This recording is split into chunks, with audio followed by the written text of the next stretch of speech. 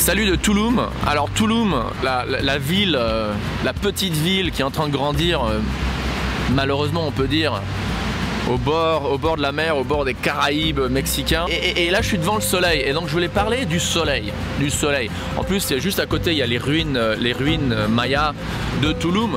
Que j'ai visité quand j'avais 16 ans avec mon père. Il y a 31 ans, je suis venu ici quand il n'y avait rien, quoi. Maintenant il y a des gros beach clubs. Enfin ils sont pas gros parce qu'ils ont fait exprès de le garder ça assez écolo entre guillemets.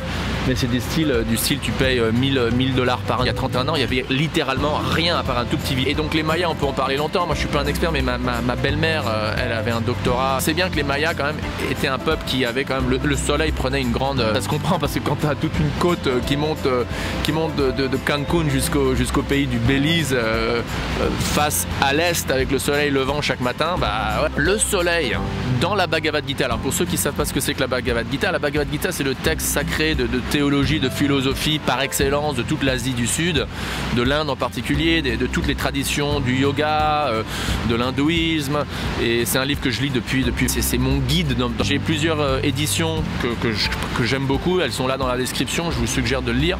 Dans la Bhagavad Gita, Dieu dit dans le 7e chapitre que je suis la lumière du soleil. Donc tu peux aller sur la plage ou n'importe où, et quand tu vois le soleil, tu peux méditer sur Dieu. Tu peux carrément voir que voilà, d'une manière, cette lumière, c'est Dieu.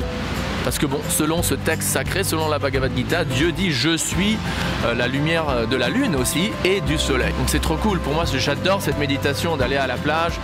Je récite mon mantra Hare Krishna avec mon petit chapelet digital et en même temps je regarde le soleil et le soleil levant et je médite que voilà, c'est aussi un avatar de Dieu, c'est aussi Dieu lui-même. En plus, dans la Bhagavad Gita, dans le 10e chapitre verset 24, si je ne me trompe pas, Krishna ou Dieu dit je suis de tout corps of all bodies of water, c'est-à-dire de toutes les étendues d'eau, je suis la mer, je suis l'océan.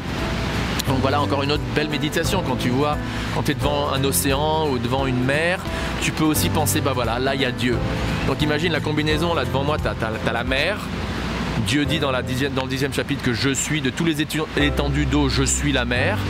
Et dans le 7e chapitre, il dit je suis les rayons du soleil. Donc c'est génial, j'adore être ici parce que je médite sur Dieu en voyant la mer, en voyant le soleil et en récitant son saint nom. En particulier Hare Krishna, Krishna Krishna, Hare Hare, Hare Ram, Ram Ram, Hare Hare.